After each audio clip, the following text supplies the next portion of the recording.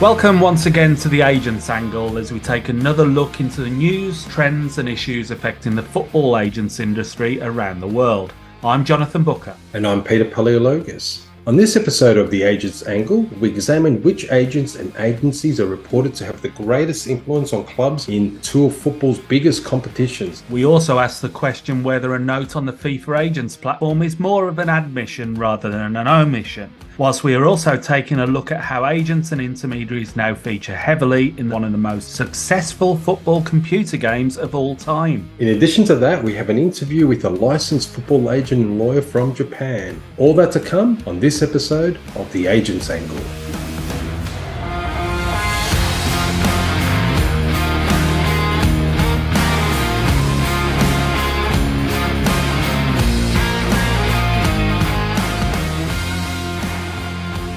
Here we are, Peter, still waiting for the Rule K ruling over the football agent regulations in England. And I have heard rumours from both camps as to how they think it has gone.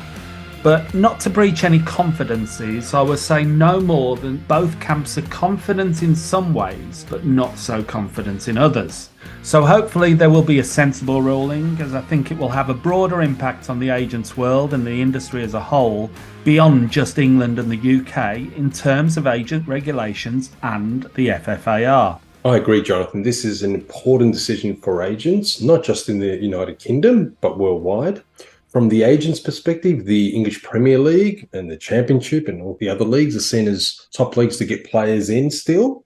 So this decision is important from that aspect, from an agent's view, but also on commissions and fees, which is a big issue across the board, and how the Rule K arbitration will affect that part of the regulations.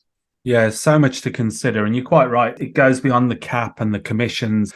But going back to FFAR and the FIFA Agents platform, one thing that some may have noticed recently, and it refers back to something we mentioned on a few occasions in previous episodes, and specifically the agents directory on there. Now, we highlighted the omission of English and Scottish agents from the directory, and that was strangely rectified a couple hours after we published that episode raising that point. But we did continue to question why we could find no German agents on there, and we still can't. But it also seems, after we laboured the point, and others have, on further episodes of the Agents Angle, there now conveniently appears to be a note on the FIFA Agents platform and the directory that states, from FIFA, and I will read it verbatim, football agents domiciled in Germany will not be listed in this directory as long as the interim injunction remains in force. This has prompted a couple of questions and observations from me, and I'm sure it has from quite a few people. Although I can appreciate FIFA's logic in having such a notice on there, given the injunction in Germany, and also subsequently the €150,000 fine that FIFA have already received from the German authorities for apparent breaches relating to the injunction. But I have to ask, would it be better to list those German domiciled agents on the register, but put the notice of the injunction next to their listing, rather than just omit them completely from the register? Have the agents omitted paid their fee to FIFA, and are they recognised as licensed, even if they're not listed? Are FIFA potentially damaging these agents' standing and reputation by omitting them from the listings? What happens if a German domiciled agent is seeking to operate elsewhere, say Australia, South America, Japan, where the FFAR are operational, either in full or in part, and a potential client wants to check their licence status? They can't effectively do that via the FIFA Agents platform and the register, which is what it's meant to be for. And still, we are no clearer on this link to Germany definition. If we take this notice as a clue as to what is meant by a link to Germany, is it a question of whether an agent is domiciled and not anything else in FIFA's eyes? I think you make two important points here, Jonathan. The first one is German agents or agents based in Germany and are doing business in other countries may want some reflection of their status and if their status is not available on the FIFA agents portal on the directory, then how do you confirm that they are able to work under the FFAR outside of Germany? That's very clear. It's a branding issue. It's a status issue. It is a concern. In terms of the German link, I think at the end of the day, domicile is a very interesting concept. I know they use it a lot with tax offices around the world. It's a similar criteria here where if you're a resident or domicile within a country or you're recognized as such, and you may not have always living there during the year, they always look at the link. So domicile is a very interesting concept, and especially in tax matters, it's seen very seriously. Also, some people who may want to use the German link in order to avoid the FFAR, there's also a danger in there. They have to be very careful because, as we've seen in previous episodes, and I've gone through quite a few national football agent regulations, several of the national federations can assess a transfer and decide if there's a national link as well as an international link and decide whether their regulations apply to that agent, even though they may even be a German citizen or domicile or whatever. And Belgium and Sweden come to mind with this. So it's not that easy. If I've just got a German link and I do a deal maybe in Belgium and Sweden, I'm immune from the FFAR or the National Football Agent Regulations. So we need to be very careful the way you deal with the German link. But I also agree that there needs to be more clarity about why this is happening with German agents. Absolutely. Yes, we recognise there have been bugs and technical glitches in the FIFA agent platform for the registration process, the agent register, as we're mentioning, even the CPD elements, and there continue to be issues. There always is with technology and IT. But as I said in the intro, is this now more of an admission than an omission? All I ask is that we all need clarity in this. FIFA, just start being a bit more transparent on this and being transparent on the issues, the problems and the decisions. It doesn't help anyone because we have enough problems with FFAR currently that arguably stem from poor communication. And thus such supposed bugs and then quick resolutions when people ask questions publicly will start to appear less of a coincidence. You probably need updated circulars to update any technological issues, or even a short newsletter to agents saying these are some of the issues on the portal. I mean, you've got a little bit of confusion of which is the license number, as there seems to be two on the system. One when you go deeper into the directory, and one when you go into your password and you open up the agent's portal and you see another number. I actually got asked this question by an agent based in Southeast Asia who asked me, which is the license number? So there is a little bit of confusion, Jonathan, and I think maybe it's time for a newsletter to come out, but also we have the upcoming Football Agents Working Group. I believe it's in Saudi Arabia in mid-December. And I think some of these issues, especially technical issues, even the German link issue should be addressed there so that information can be disseminated to the wider agent community. I think it does come down to that communication and making it more effective. But when you've got a platform where there's some confusion over what sort of ticket to register a ticket to get support, that says it all.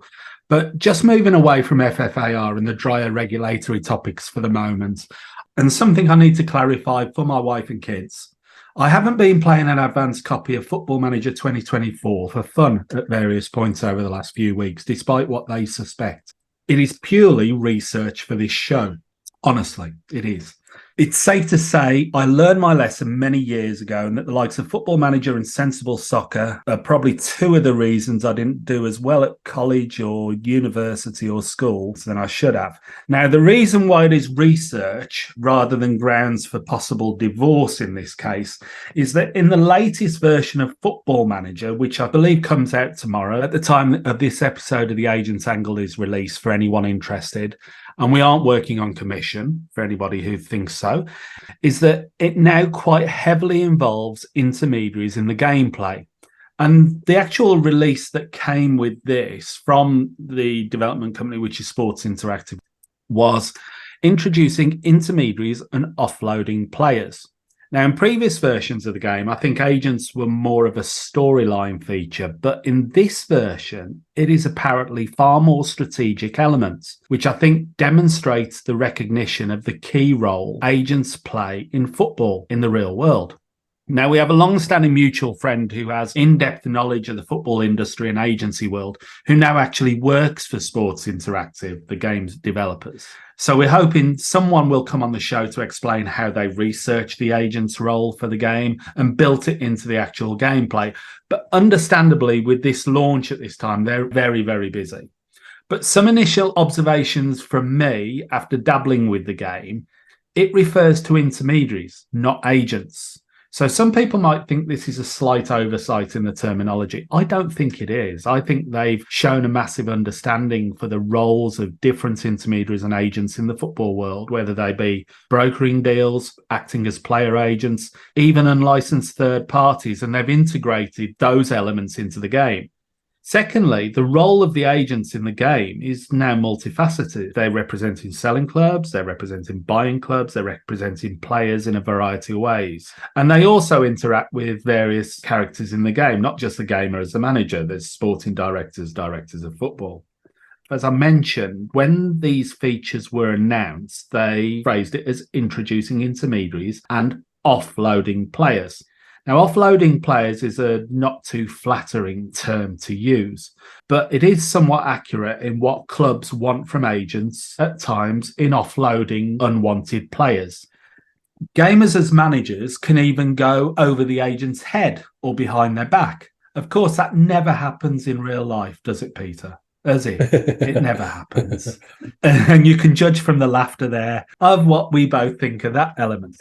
They can seek agents' advice on transfer. They can offer out to all intermediaries the opportunity to offload players, dare I say, some form of mandate, which we've discussed before. Again, all part of the real agent world.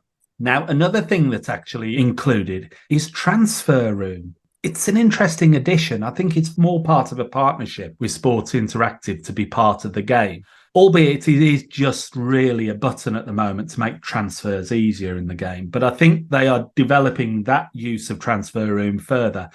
Now, I haven't got too deep enough into the gameplay to see if there are any agents or intermediary names I recognise. I haven't noticed anyone yet, so I don't think agents can go searching for themselves on the game just yet.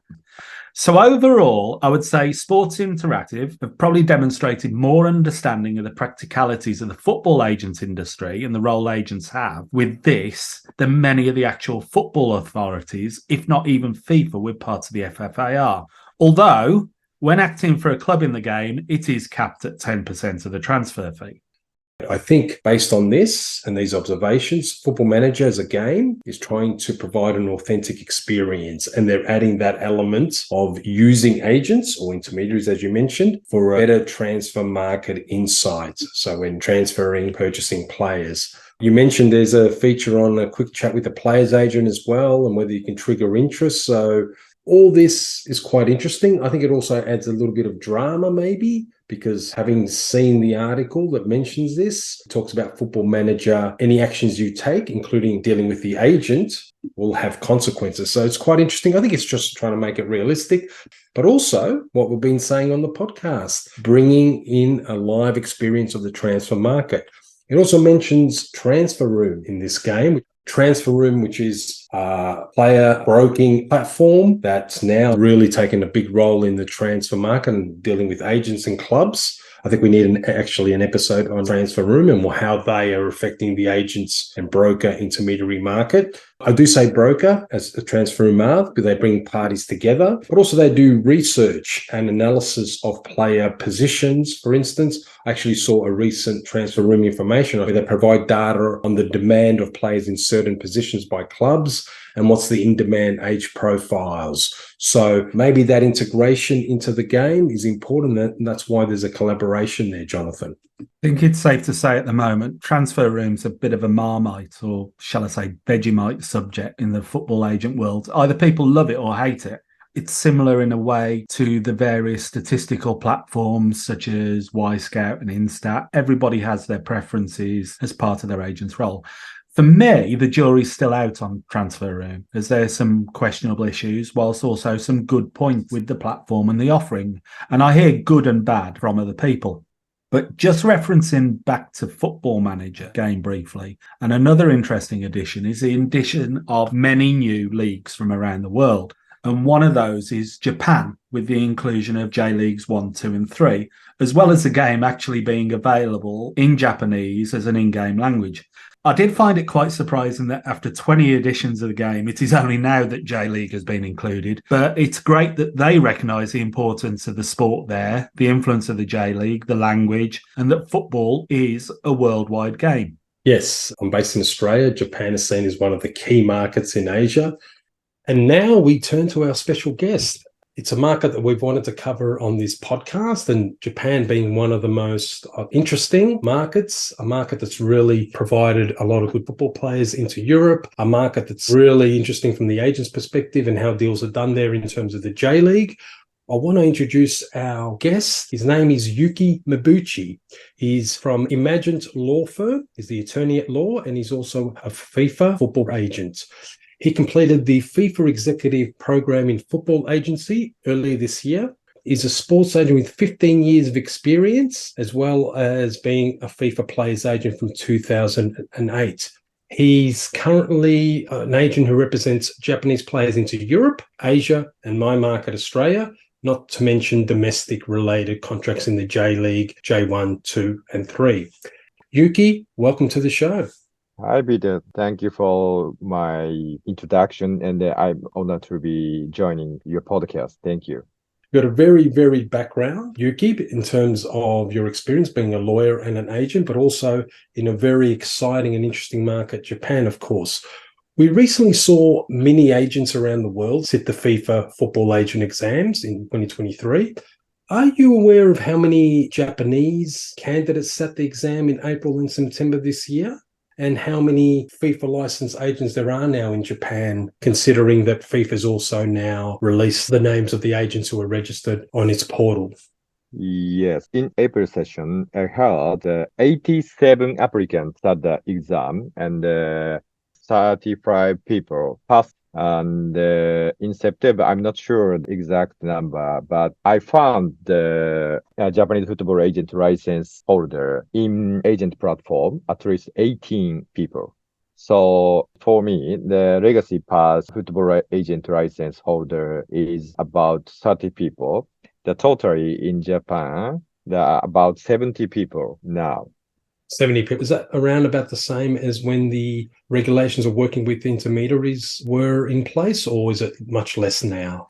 Yeah, much less. Because registered intermediary in Japan is about 400, over 400 people. So now is only the 70 agent. Wow, quite a big decrease. Yeah. Yeah. Japanese agents could not study the exam in their own language. They need to take it in the 3 languages, French, Spanish, and English. Would most have prepared in English, you would have thought, in terms of the candidates for the FIFA Football Agents exam?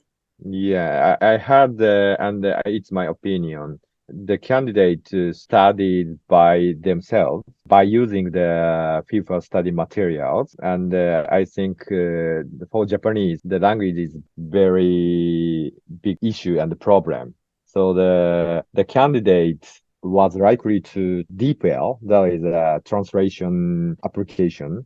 But the translation's meaning is a little bit bad in English, Japanese. So they lose the point due to the bad translation.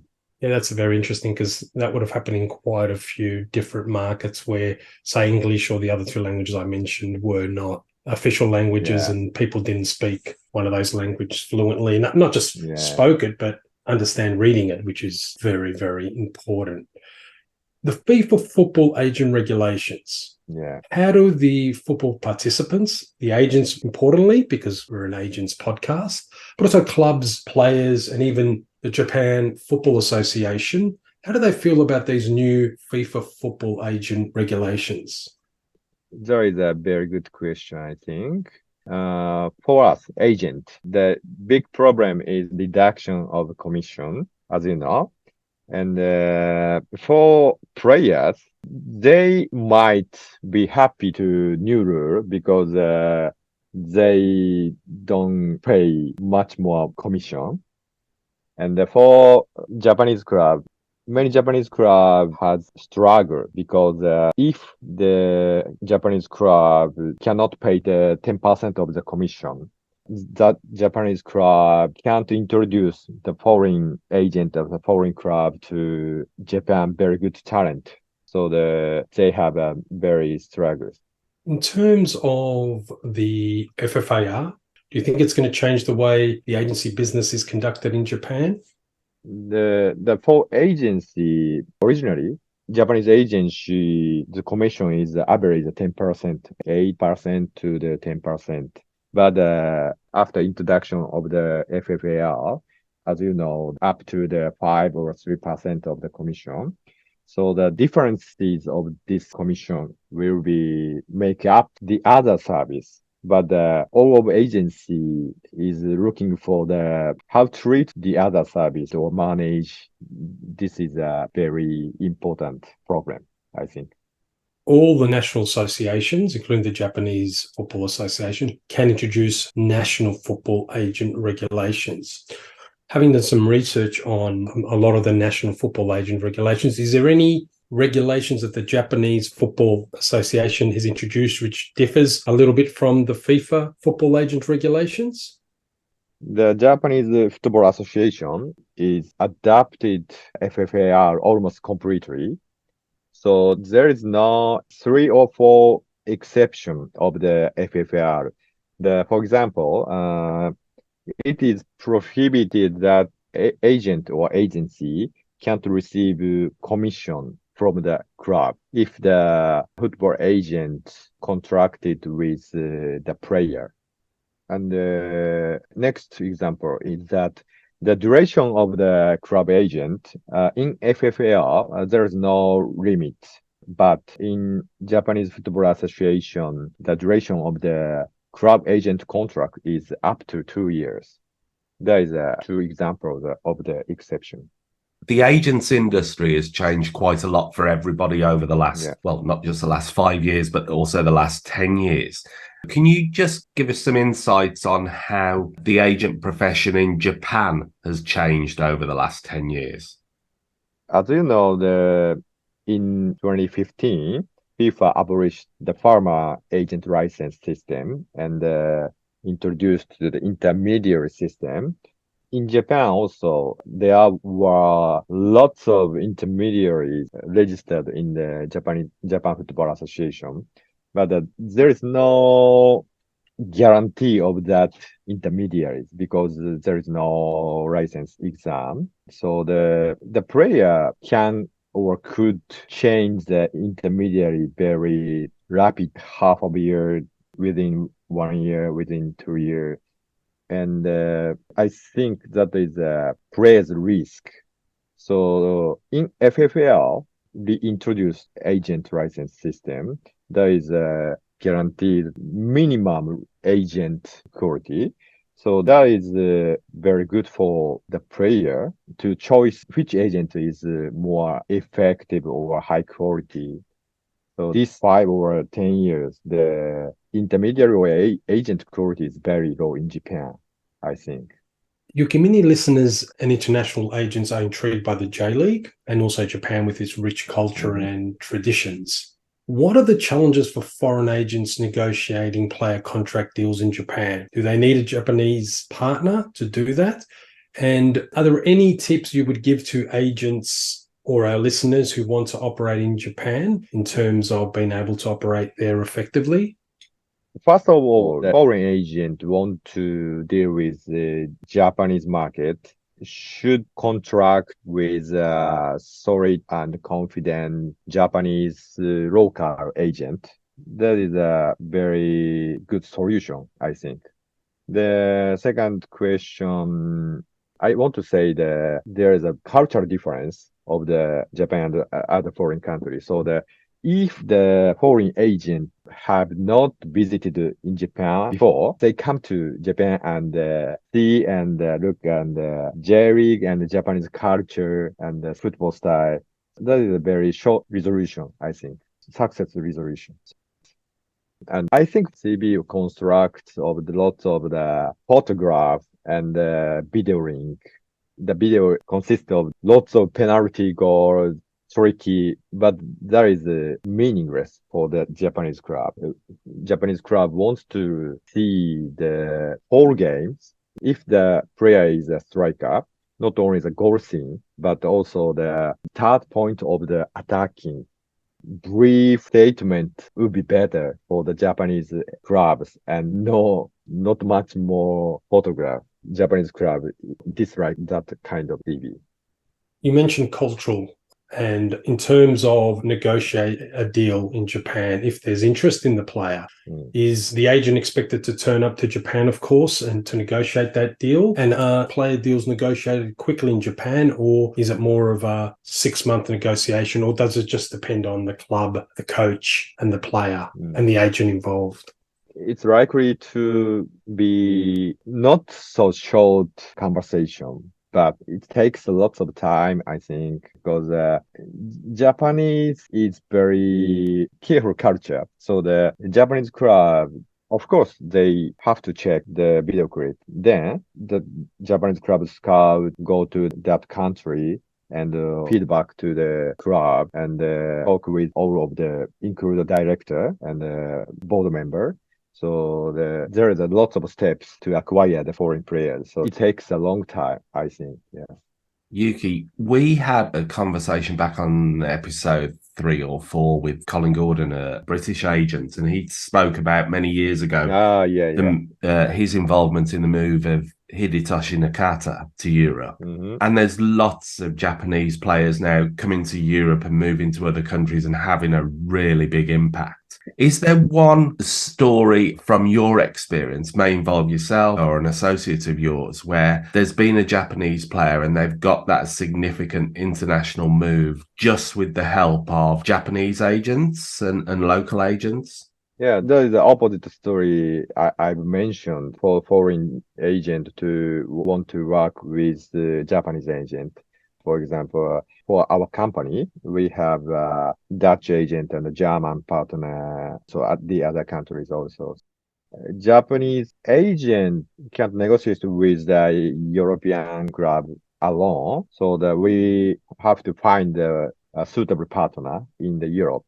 That is our success.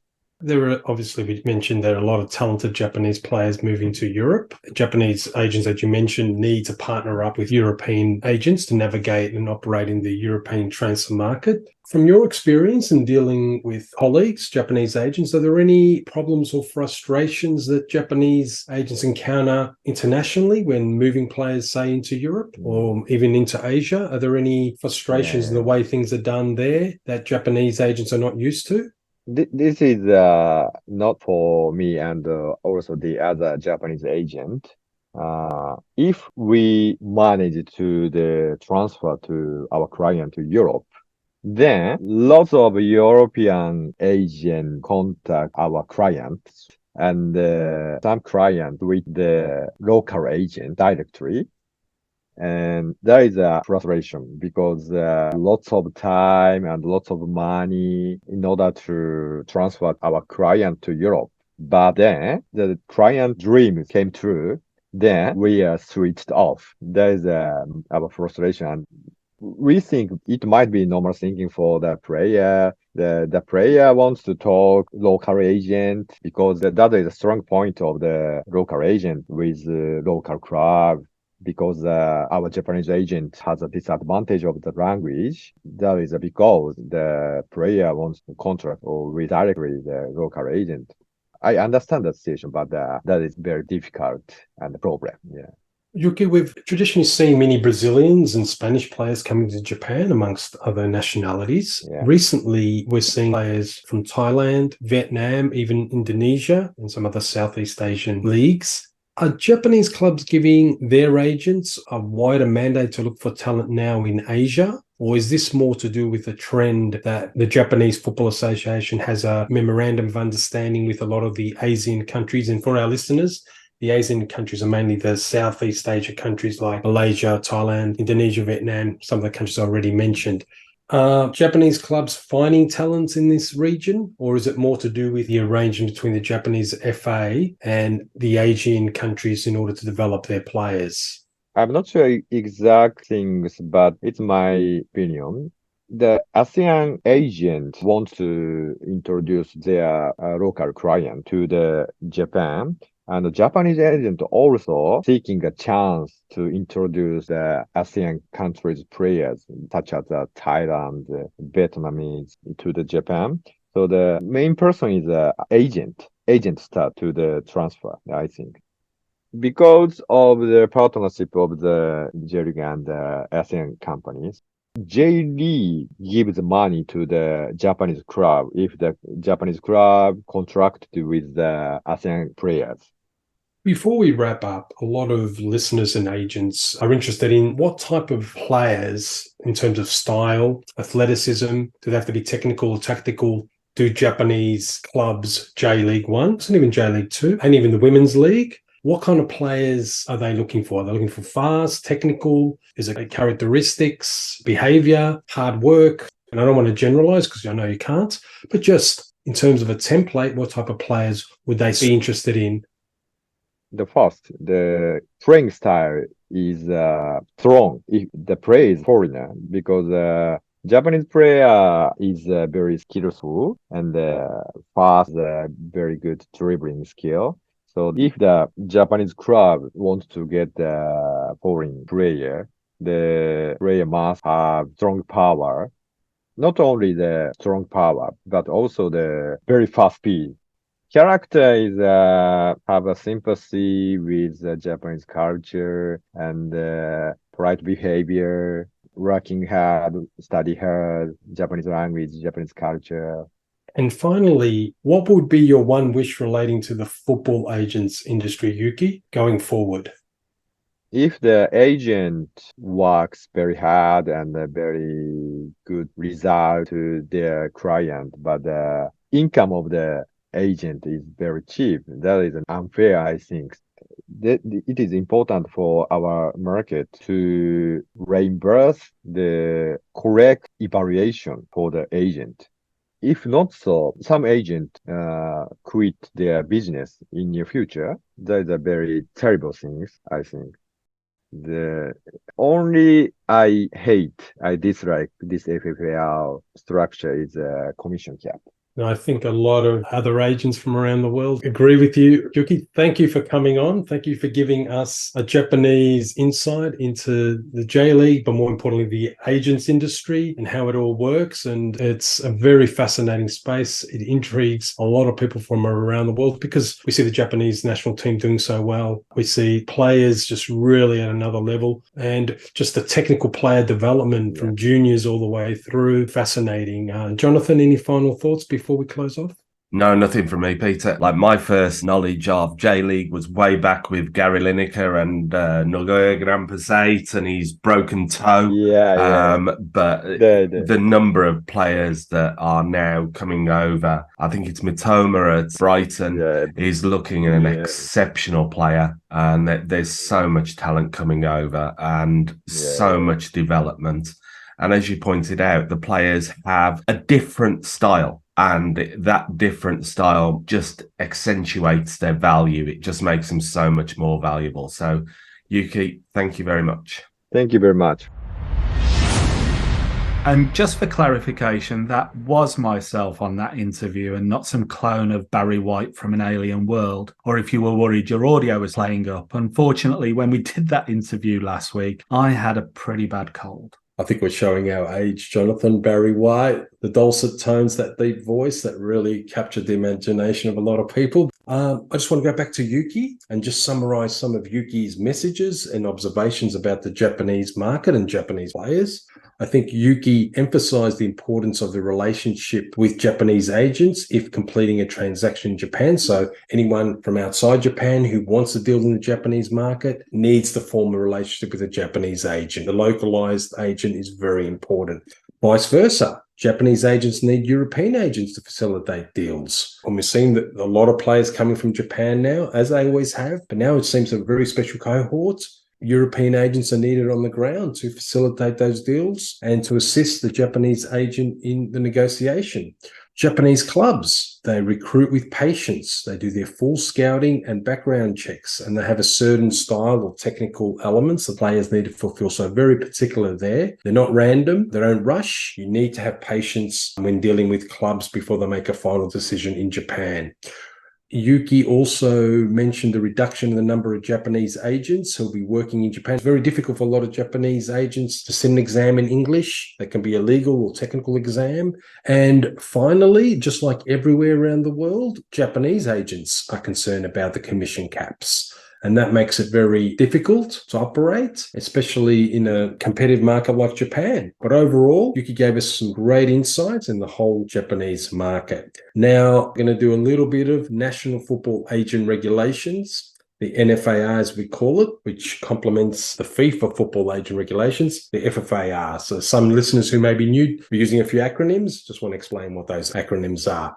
I'm going to focus on two countries, Colombia from South America and Austria in Europe. So I'll just focus briefly on Colombia. They got their regulations on football agents of the Colombian Football Federation. Not a huge variance here, but 2-3 little differences. We know that in South America, and this is also covered in the FIFA Football Agent Regulations, agents cannot participate directly or indirectly in bridging transfers by using a club between the buying and selling club to move players. Now, we know that FIFA has banned that under its RSTP, but also Colombia has its own statute which dealt with bridge transfers, and any deal within Colombia that involves a bridge transfer by putting a player temporarily in a club, so then you can avoid other maybe compensation, solidarity, and then use that to go to the new club is seen as illegal. And they've got a statute in Colombian football, and have pretty much stipulated that in the national sphere, any agent who engages in a bridging transfer will get themselves in trouble.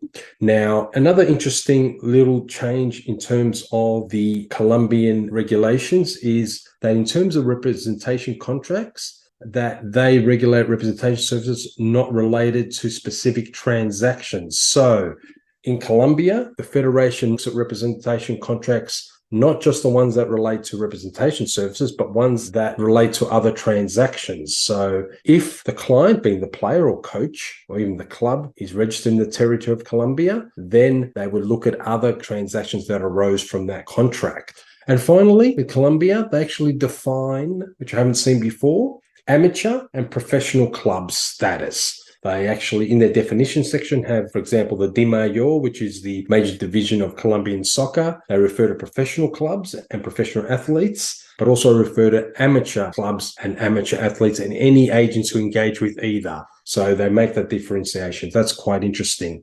Now I'll turn our attention quickly to Austria and the Austrian rules for football agents, as they call it. They have an Austrian federation, the OFB, has a platform which is digitally operated. And this is interesting, where only clubs have access to this platform, and the clubs, whenever they use football agent services or they do something on behalf of a player, they need to lodge all that information on the Austrian Football Association platform. I haven't seen that much in other national football agent regulations.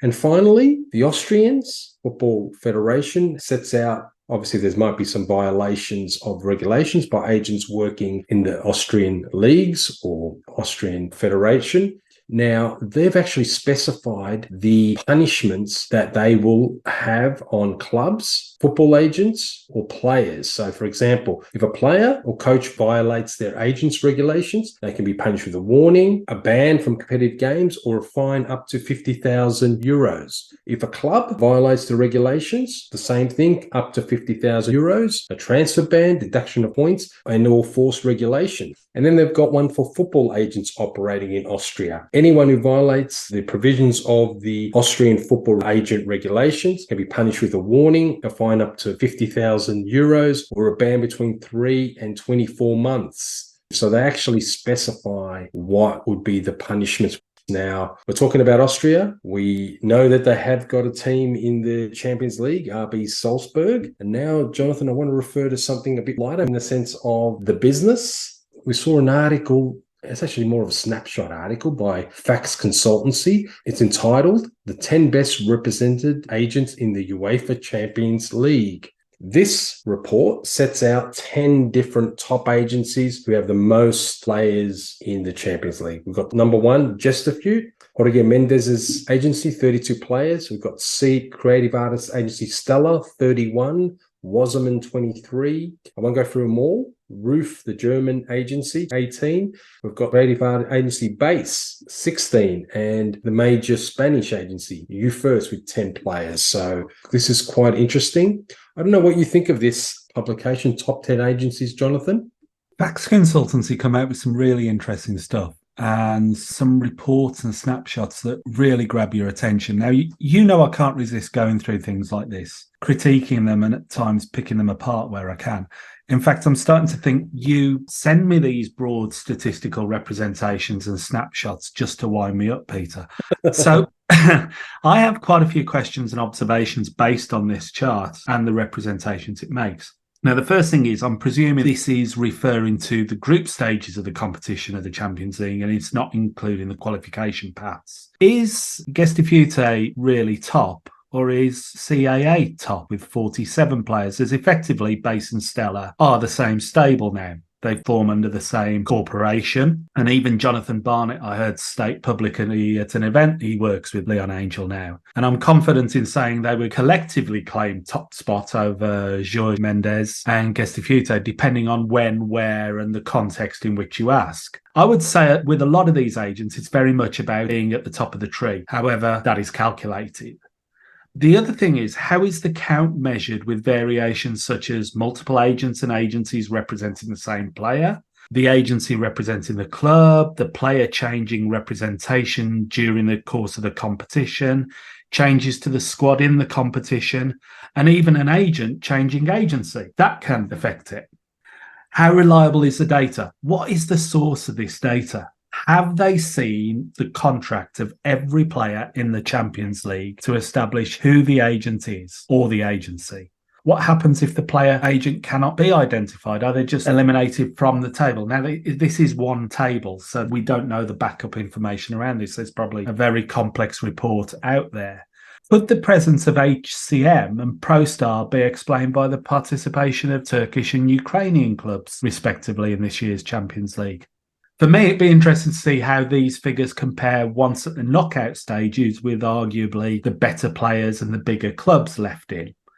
Does this data just include the List A Champions League players, which is approximately 800, or List B also, which changes before each and every match and can include some very talented players under the age of 21? Like, I'm thinking just off the top of my head, Yamin Lamal at Barcelona. He's featured in the Champions League. He could actually be a List B player, and that List B is unlimited in effect. Now, my maths isn't the best, but I estimate this top 10 is roughly 22% if we are talking those registered List A players at the group stages. And in that, I was actually surprised by the numbers. I was expecting maybe 25 to 50% more for each of those agencies, given the number of players we're talking about, the squads and the influences and the level of influence some of those big agencies have. And there were a couple of names of agencies I would have expected to see on the list, but they aren't present. The other thing I'd be interested to see is a breakdown of player nationalities in the Champions League and how that correlates to these agencies, as well as how the teams and squads break down between the agencies.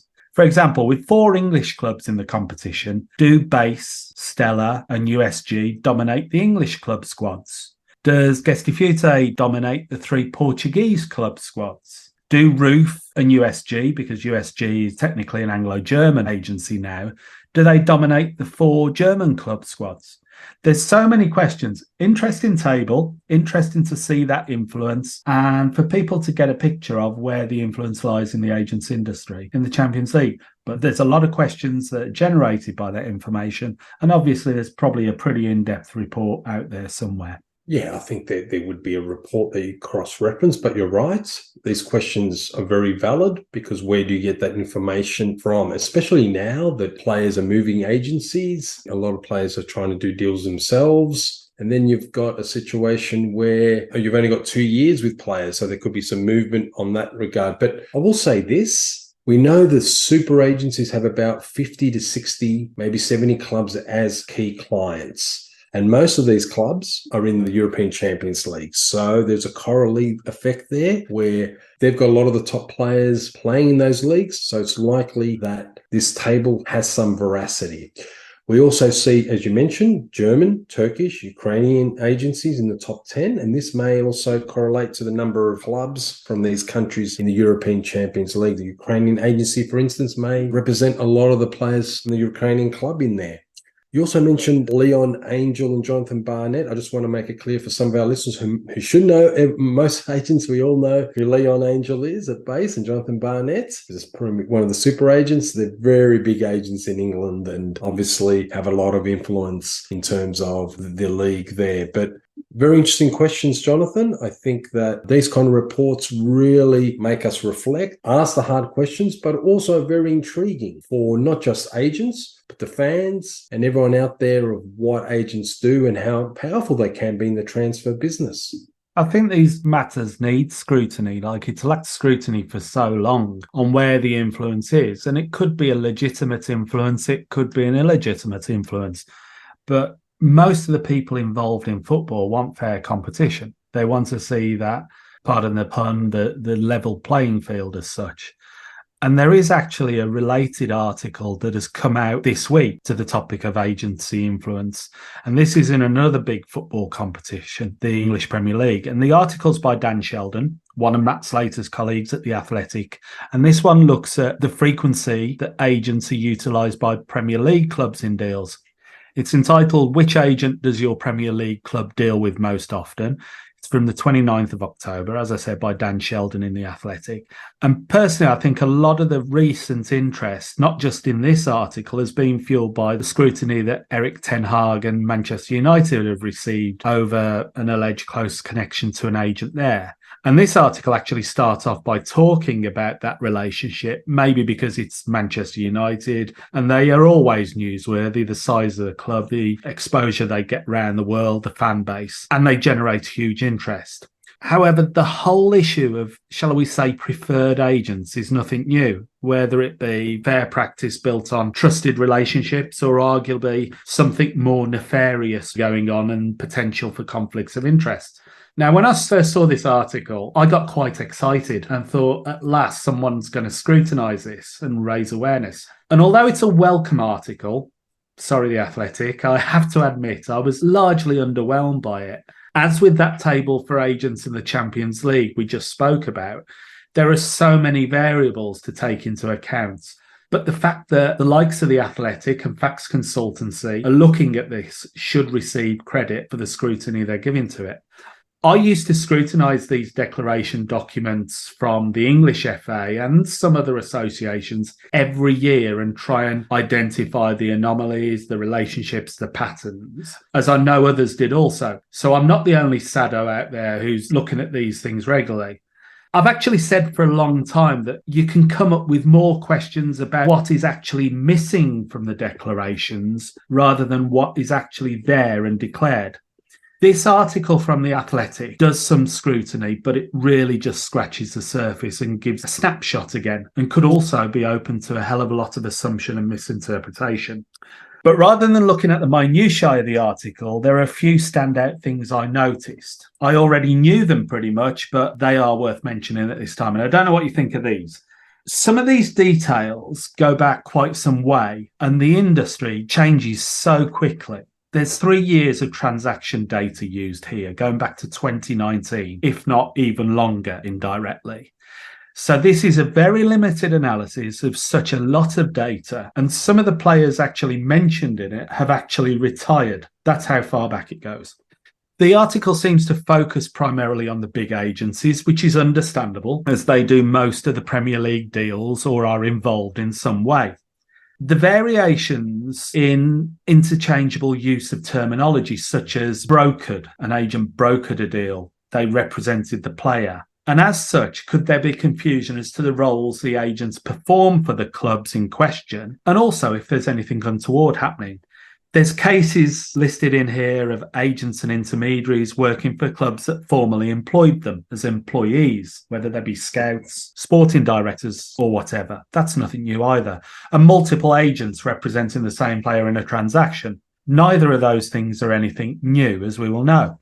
And finally, and I've got to mention this, the club I've followed all my life is on there, and they've got quite a lot of scrutiny over their well-known association with a certain agent and agency.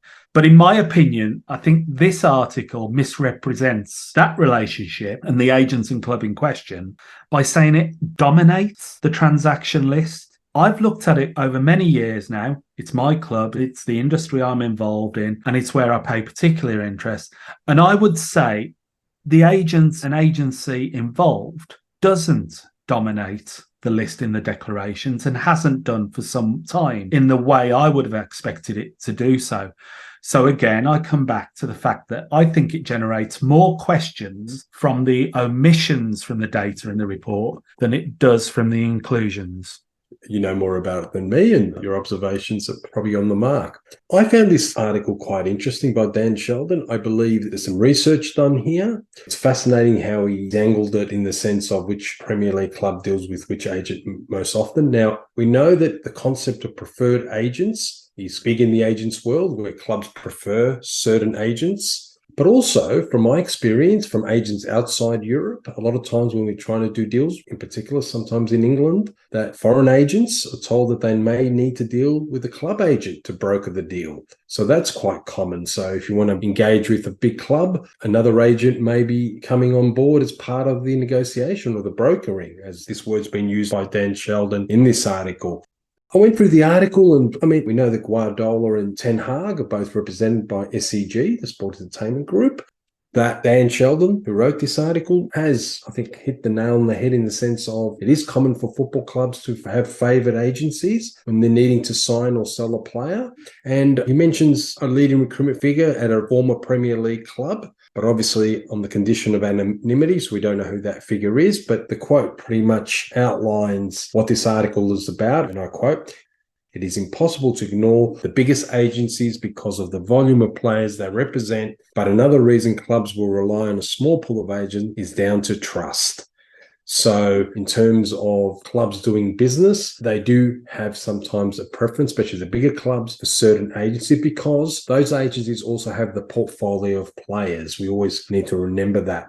And you mentioned about the data may have been a bit old. The Athletic in this article has analysed the English Football Association's intermediary transactions from 2019 all the way to 2022. That's quite I would say, wide. There's 3 seasons of data.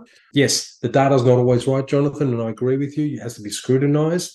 We know CAA Base, ICM Stellar at the time, they are frequently used by clubs. And overall, the article does show the power of these agencies. Yeah, I actually think we'll start to see a few more articles like this and this level of scrutiny. Well, I hope so, especially with the representation of coaches and managers now coming under the agent regulations. This build-up of relationships between agents and clubs is, I would say, it's not dissimilar to the relationship you build up in a business with a preferred supplier. You know the relationship, you know the way they work, and I would say a large proportion are actually legitimate relationships like that. Where it needs further scrutiny is where they're not legitimate relationships.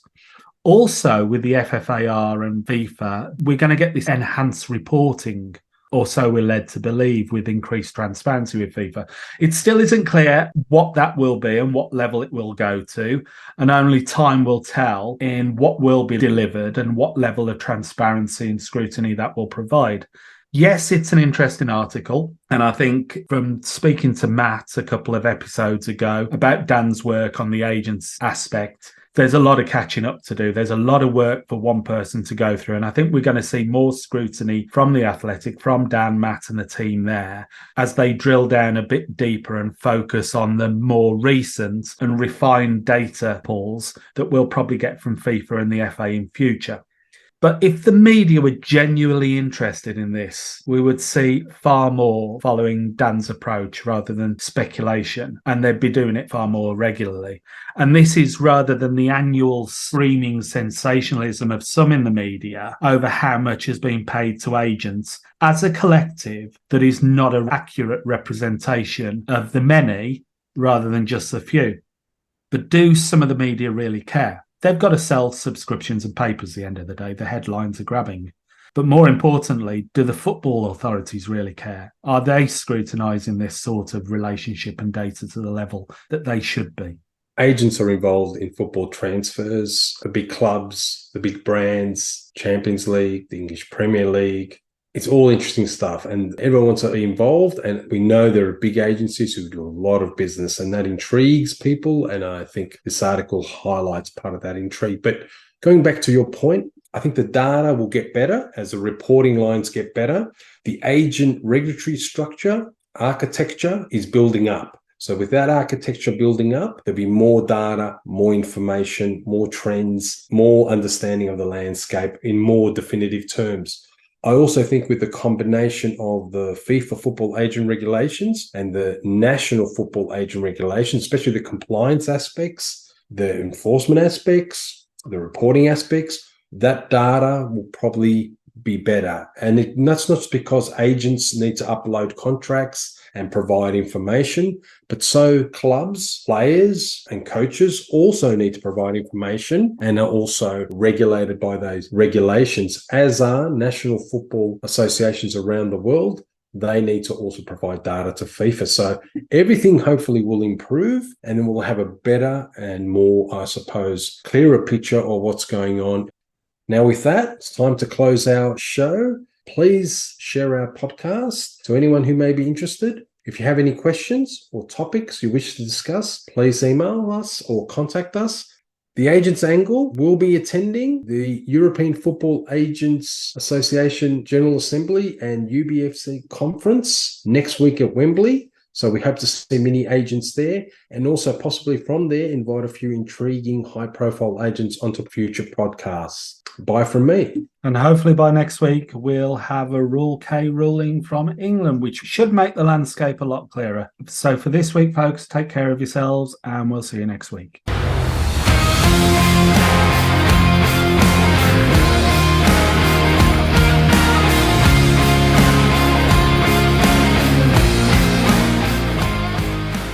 The purpose of the Agents Angle podcast is to provide news, information and facilitate discussion on regulatory matters, policies, business trends and issues affecting football agents worldwide.